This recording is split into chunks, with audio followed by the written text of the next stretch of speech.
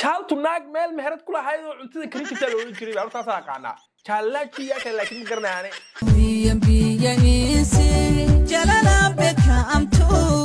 shalay weyna waabiyeen social media oo dhan baa qaliyay haddana waa tan mar kale waabinka loogu celiyay waraa excess intina dheen haddana saana dheen xagana ku maqanaay Oromo la galayba anagu hadda wali kamaana soo kaban babeereygii ahaa Soomaaliya Ethiopia oo dhaanta anaguna wali soo kaban oo saan la dhahay oo dhankaan u wada yaacnay haddana saana soo dhaawara Oromo la gashtayba